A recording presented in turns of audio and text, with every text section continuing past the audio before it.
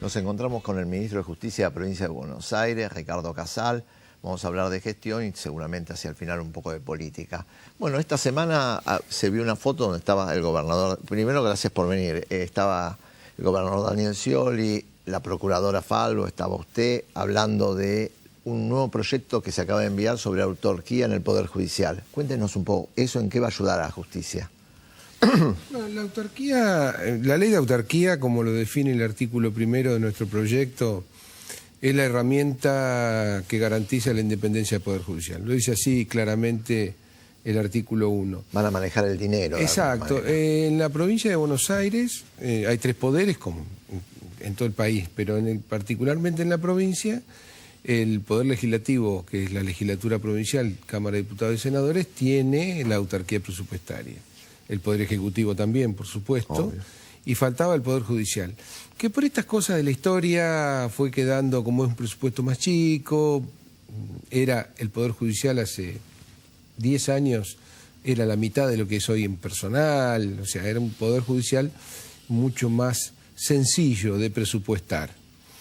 Pero la verdad de la historia es que a medida que avanzó este gobierno, ya llevamos casi 7 años, y hemos dado leyes de crecimiento, hemos crecido en más de 900 cargos judiciales nuevos. Hemos nombrado más de 1.100 jueces y hemos sacado más de 76 leyes de reforma de la política judicial. El Poder Judicial ha tomado una envergadura mucho más fuerte que anteriormente y fundamentalmente sobrevino una necesidad de infraestructura por este crecimiento y actualización de infraestructura por edificios obsoletos. Entonces, el gobernador decidió, creo que muy acertadamente, poner en debate la autarquía. Bueno, la respuesta fue inmediata. La Corte Suprema y el Ministerio Público, el Poder Judicial in totum, se expresó a favor y empezamos a trabajar como hicimos todas las leyes en lo que es materia judicial, discutiendo con los actores principales del sistema. Todas las leyes de la provincia fueron discutidas con los actores, abogados, magistrados, intendentes, siempre poniendo a los actores en la mesa. Y así salen los proyectos y así se han votado afortunadamente tantas leyes. Bueno, la Corte, junto con la Procuración, empezó a elaborar una propuesta junto con nuestra ministra de Economía, porque básicamente la ley es un tema económico, con alto contenido institucional en su fortalecimiento, pero básicamente económico. Llegamos a una propuesta en conjunto y, bueno, el lunes fue remitida ya a la legislatura. Hace varios meses atrás participaste, junto con el gobernador, también de una votación de 12.000 ciudadanos bonaerenses para plantear el tema del juicio por jurado. ¿Finalmente esto avanzó? ¿Ya vamos a tener algún juicio? ¿Para cuándo? Sí, avanzó muy bien y en esto debo darle la derecha al Poder Judicial, que también acompañó, porque el hecho de los padrones, la depuración y el nuevo instituto, que es una revolución dentro del sistema judicial. Queda claro que el juicio por jurados es una revolución en el sistema judicial. Para que la gente sepa qué tipo de juicios van a pasar. Juicios graves, de penas mayores a 15 años, fundamentalmente homicidios, robo con armas, o sea, juicios graves. Pero el Poder Judicial lo aceptó, lo tomó como un desafío y nuestra estrategia de ponerlo en la agenda fue procurar una herramienta que logre acercar a la ciudadanía con el Poder Judicial. Hoy está muy lejos. Es siempre lo que se discute, ¿no? Está muy lejos la justicia de la gente y la gente de la justicia, no una distancia geográfica. Estoy hablando de empatía, de puntos en común. Y creemos que la herramienta más útil para lograr esa unión y esa voluntad concurrente de justicia y ciudadanía es el juicio por jurado. Hay 4 juicios ya listos para sortear. ¿Y cuándo comenzarían? ¿En los próximos meses? Hay uno ya seguro con fecha abril. Y hay 3 que se están disputando ahora en la primera fecha para el año 2014. Ya está todo en condiciones para empezar. Siempre hay cuestionamientos sobre las cárceles en la provincia de Buenos Aires. Pero uno mirando el presupuesto que se envió, uno ve que hay bastantes obras que se van a plantear. ¿Cómo está esto? ¿Se van a hacer nuevas cárceles o se van a mejorar? El sistema carcelario en el mundo es un problema importante para los gobiernos. Nosotros en estos años hemos hecho todos los esfuerzos posibles, no solo en inversión, sino también en programas, en cambio de estrategia, en cambio de política, en nuevos paradigmas. Ahora les enseñan derechos humanos que antes no existían. Sí, y ¿no? además Esas otra cosas. cosa, nosotros en este momento, yo el año pasado, bueno, lo había tomado la decisión cuando estaba en seguridad de crear escuelas en universidades. Ahora ya hay 30 descentralizadas. Y en el sistema penitenciario tomé una decisión muy acompañada, por supuesto, con mucho apoyo del gobernador, de crear 10 escuelas de formación penitenciaria, pero solo en ámbito universitario. O sea, ahora, este año, los que van a ser oficiales y conductores del sistema penitenciario, ya sea dentro del penal o fuera del penal, para ingresar tienen que pasar por la universidad. Me parece que es un avance. Bueno, en este momento está una delegación que mandé a Washington y estamos exponiendo las políticas penitenciarias, un volumen de documentación, son 13 tomos de documentación, pero con toda la estrategia que ha fijado el gobierno para avanzar en esto. Y lo más importante de todo es que el gobernador decidió, y nosotros por supuesto muy satisfechos, de fortalecer el presupuesto, no solo de seguridad, sino también de justicia. Y ambos ministerios hemos recibido una propuesta presupuestaria que aumenta un 65% el presupuesto del año anterior. ¿Cómo ves, vos sos un hombre de la ley, cómo ves el nuevo proyecto de Código Procesal Penal que se acaba de enviar al Parlamento Nacional, más allá que es nacional, no es provincial, pero bueno, ¿te parece positivo? ¿Va a ayudar? ¿Va a agilizar los juicios? Yo con todo respeto, y es mi opinión personal, pero la tengo que decir como abogado con más de 35 años en la profesión y llevo 11 años en política judicial y criminal. Creo que es el avance procesal y diría jurídico más importante que ha tenido este gobierno en términos de política criminal. Creo que avanzar con un proceso acusatorio y dejar el modelo inquisitivo es un avance, pero importantísimo. Y me parece, por lo que he leído del nuevo proyecto, que es un proyecto moderno, dinámico, sencillo, ágil, que va a permitir tener una justicia, en primer lugar, más rápida. En segundo lugar, más transparente, porque el Ministerio Público es el que investiga y obviamente los jueces, tanto de garantía como de revisión, son los que controlan el proceso. Más acercamiento, porque la gente va a tener, va a participar mucho más, porque el fiscal, al ser el investigador, va a tener en su cabeza la investigación por encima, muy por encima de cualquier autoridad policial delegada, muy por encima. ¿Qué es lo que pasa en la provincia de Buenos Aires? Sí. Nosotros lo tenemos hace 16 años ese código. Y está bien, tendría que estar mejor. Porque esto, nos reunimos permanentemente con la procuradora para fortalecer y mejorar. Podría ser mejor porque la provincia es muy grande, necesita más infraestructura, más instructores, más fiscales, pero el camino, la filosofía del proceso acusatorio es un avance significativo sin discusión.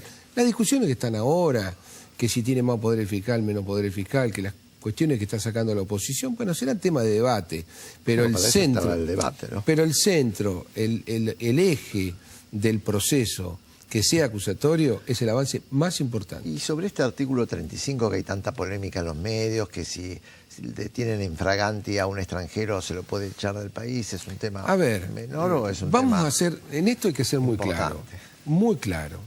La ley de inmigración es vigente en el artículo, creo que 160 o 60, disculpen el número, no soy avesado en números. Dice claramente, porque hay dos artículos, el que se aplica, que fue el famoso caso de Vitete, el ladrón del banco en San Isidro. Bueno, que se aplicó en la mitad de la condena, lo expulsaron del país. Todo el mundo habla de ese artículo, pero el artículo anterior de la ley de migraciones habla claramente que en los casos de delitos o personas que delinquen de forma reiterante, ¿qué significa técnicamente reiterante? No es reincidente. No, que varias veces. Reiterante es el que va teniendo causas abiertas permanentemente por distintos hechos ilícitos, sin necesidad que tenga condena. También se lo puede expulsar. Por lo tanto, la normativa del Código Procesal, que está solamente dirigida a flagrancia de delito en delitos menores, es significativamente menor el impacto que la propia ley de inmigraciones que está vigente. Por lo tanto, me parece que es una discusión que en definitiva hay que sacarla de la política, porque acá se ha tratado de demonizar fundamentalmente al secretario de Seguridad cuando habló de los delincuentes extranjeros. Yo lo he acompañado a programas políticos y nuestra postura es que hay bandas extranjeras que vienen a organizarse criminalmente, sobre todo en narcotráfico, que le hace mucho daño al país. Y evidentemente tienen no solo un poder de fuego, sino un poder económico, que eso hay que atenderlo dedicadamente. Pero fuera de eso, la propia ley de inmigración lo tiene previsto. Brevemente, porque quiero preguntar algo de política. ¿Cómo, y el Código Civil que ya se aprobó, qué te parece? ¿Es una cosa tan moderna que va a empezar en el 16? El Código Civil es otra materia que por mezquindad política fue cuestionada en su forma y no en su fondo. Porque en realidad la oposición se retira y no vota porque no había pasado por la comisión. O sea, por la formalidad del trámite se empañó un buen proyecto. El Código Civil y Comercial debe ser ya, no sé si el cuarto, quinto, sexto proyecto de unificación del código que viene desde la historia. Es un código moderno, un código que atiende las nuevas realidades y está, como todo código, como en nuestro sistema estructural jurídico continental, románico, es rígido, está establecido hacia el futuro y para un futuro lejano. Creo que es una pieza importante. Nosotros en marzo vamos a hacer el primer Congreso Provincial y Nacional de análisis del nuevo Código Civil, junto con la Corte Suprema, la Procuración, seguramente los colegios de abogados. Ya cerré con varios y vamos a dedicarle 3 días de jornada a debatir esto para que el ciudadano y el abogado ya sepa de qué estamos hablando. Queda menos de un minuto. Sí. Hay muchos candidatos. En el bloque anterior tuvimos un precandidato de Frente para la Victoria. ¿Vos seguís convencido de que el mejor candidato para el 2015 es Daniel Scioli? Creo que todos los candidatos del Frente para la Victoria son muy buenos. Agustín Rossi es muy buen candidato, pero sin duda Scioli es el mejor. No tengo duda. No solo porque tiene su impronta de gestión de tantos años, fue 2 veces diputado nacional, ministro de Deportes, secretario de Deporte y Turismo, vicepresidente, 2 veces gobernador, sino además un dato muy importante que es el que busca la ciudadanía cuando va a votar a presidente. Es muy buena persona, es un hombre de consenso, un hombre que ha probado que se puede transformar la realidad conversando y discutiendo y escuchando a todo el mundo, y además es un hombre que, y ya eso lo hemos encuestado también en muchas partes de la provincia, es un férreo defensor de las instituciones, y eso vale mucho. Bueno, Ricardo, gracias por haber pasado por Diagonales TV y seguramente nos volveremos a encontrar en otro momento. Vamos a un breve corte y hacemos el análisis económico de la semana.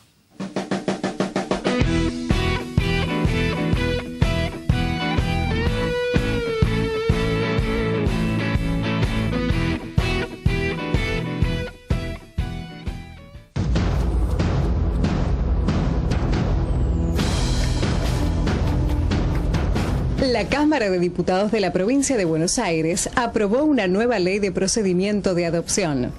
La norma fija un plazo de 6 meses a los jueces para decidir sobre la situación de los menores en estado de vulnerabilidad.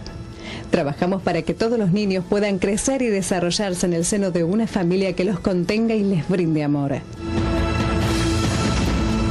Diputados, Provincia de Buenos Aires. Parecía imposible. Los bericenses nos habíamos acostumbrado a que nuestro puerto sea una página perdida en la historia. Pero un día algo cambió. Los trabajos se multiplicaron y con ellos la esperanza. Berisso, una ciudad con energía transformadora. Enrique Lesac, intendente.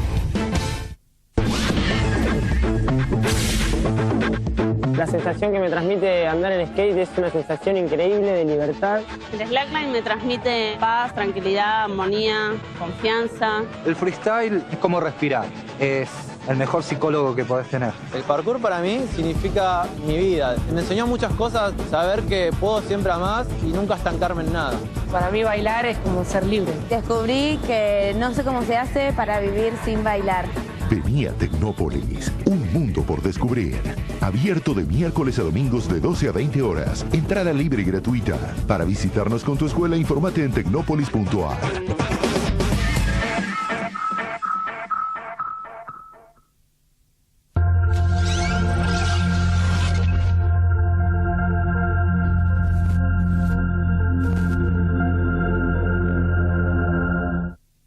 Mirá, vos sabés que sos linda. Este casting es la semana que viene en Capital Federal.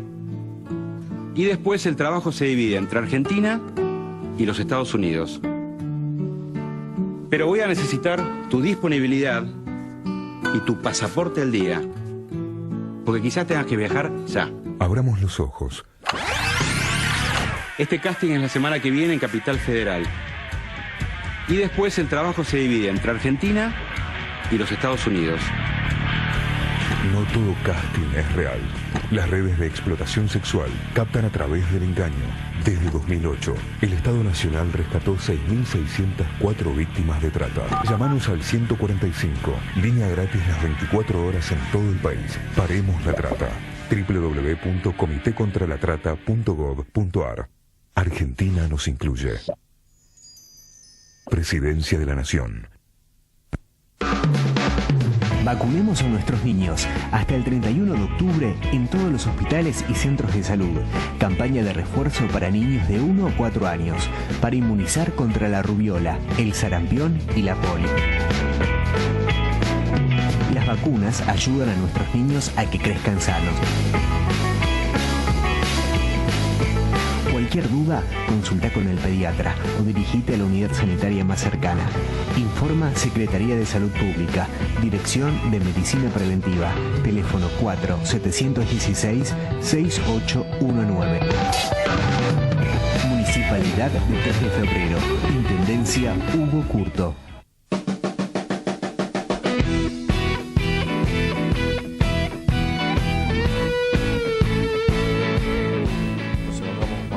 Como toda la semana, vamos a hablar un poco de este coloquio de ideas que hubo, pero antes me voy a tomar 30 segundos, si me lo permitís, ha sido vergonzoso el discurso del abogado Sassay, que ha planteado directamente, no solamente ha sido irrespetuoso hacia la Presidenta de la Nación, sino también que ha planteado que este gobierno es peor que la dictadura militar. Seguramente él estaría mejor en la dictadura militar, pero no los 30.000 desaparecidos que tuvo. O sea, me parece que no merece más que esto, pero ha sido vergonzoso. Pero bueno, pero hablemos de economía. Sí, hablemos un poco. Coloquio. Vos como... Muy importante el coloquio de idea, saber lo que piensan los empresarios en un momento muy importante donde hacen falta muchas inversiones. Pero siempre debemos pensar en la gente, en los vecinos y lo que es la distribución del ingreso. Y los mecanismos para generar igualdad, el más importante es la educación. Sin educación no generamos nuevas oportunidades para los vecinos de la provincia, para todos los ciudadanos del país. Y si hablamos de mecanismos, podemos también referirnos al tipo de cambio, algo fundamental y que se habló mucho en este coloquio de idea. Cuando hablamos de un dólar, sin tomar valor o decir si está bien o está mal, un dólar de 8 pesos con 40, sabemos que los terratenientes, los dueños de la renta, deben liquidar esos dólares a 8 pesos con 40. Y todos los ciudadanos y los vecinos pueden consumir bienes a un dólar de 8 pesos con 40. No solamente los sectores más populares, o sea, los sectores más carenciados, los asalariados, toda la sociedad. Y de eso se habló mucho en el coloquio de idea, un coloquio unilateral donde no había trabajadores. Y fíjate lo que opinaban los empresarios en el primer gráfico que te traje respecto a lo que piensan ellos de lo que puede suceder con el tipo de cambio de cara al año 2015. El 66% habla de un dólar de 14 pesos, Alfredo. Mirá lo que hace esto con las expectativas, lo que pueden pensar los vecinos o los pequeños y medianos empresarios que siguen a estos empresarios del coloquio IDEA. El 23% habla de un dólar en su presupuesto de 11 pesos. Y hablamos de expectativas, que es lo que se forma para el futuro, para el año 2015. Claro. mirá lo que piensan estos empresarios de la inflación. ¿Qué miran ellos para el año 2015 respecto al aumento o lo que va a pasar con los precios? El 39% de estos empresarios, una encuesta entre 100 empresarios que participaron de este coloquio, piensan que la inflación va a estar cerca del 40%. El 27% hablan de una inflación del 45% y reitero, las expectativas son muy importantes. Recordad, la semana pasada trajimos algunos precios populares y hablábamos de la desaceleración de precios. Todo lo contrario piensan estos empresarios que forman expectativas junto con sus economistas, ¿no? Todos los economistas de estos sectores más ortodoxos hablan de un dólar que va a aumentar y de un índice de precios que también aumenta y hablan de un 40-45% cuando no es la realidad. Mirá las medidas económicas que plantean estos empresarios. Un 47,9% hablan de un ajuste moderado, mirá vos, ¿no? Una apertura parcial de la economía. Todo lo contrario de lo que hablaba el ministro Agustín Rossi, ¿no? El 35% habla de ajustar y eliminar el cepo. O sea que el tipo de cambio estuvo como primera palabra en este coloquio. Estamos hablando de un dólar superior a los 10 pesos y lo que puede representar eso para los sectores más populares. Ahora, en el momento de hablar de la recesión, de esta caída de actividad, que tiene que ver con la caída de precios, fíjate las medidas que ellos dicen que se deben tomar para pasar esta recesión. Primero, arreglar con los fondos buitre. Obviamente todo lo contrario con lo que se debe hacer. Ellos hablan enseguida de pagar o arreglar y buscar un financiamiento. Dólares de afuera, generar oferta y endeudamiento. Ajustar y bajar subsidios. ¿Quién paga estas consecuencias, Alfredo? Todos los vecinos. Se achica el salario, se baja el salario real. Y bueno, frenar la emisión monetaria, subir las tasas, menos créditos. Y cuando frenan la emisión monetaria, hablan de reducir el gasto público, que para el gobierno el gasto público es una inversión. Y esto es lo que dejó el coloquio IDEA. Y bueno, son ideas totalmente ortodoxas, Alfredo. Muy de los 90, pero bueno, ya volveremos a hablar de esos temas. Nos vamos a encontrar la semana próxima acá por Diario ¿Cómo no? TV. Me voy a ir despidiendo. Quería decir solamente dos cosas, que este miércoles el canal del Grupo Clarín TN planteó que todos los candidatos tenían que firmar un acuerdo para que el debate se diera en ese medio. Algo ilógico, podrían buscarse un lugar más neutral, como puede ser una universidad o el canal público, que es Canal 7. Bueno, por suerte, el único que no firmó fue el candidato del Frente para la Victoria, estaba ahí, que era Daniel Scioli, porque la verdad que eso de irse y arrodillarse ante el señor Mañeto para decir que van a debatir, me parecía muy poco serio de todos los candidatos que firmaron en ese momento. Bueno, como todas las semanas, nos volveremos a ver dentro de 7 días por la señal de CN23. Buenas noches.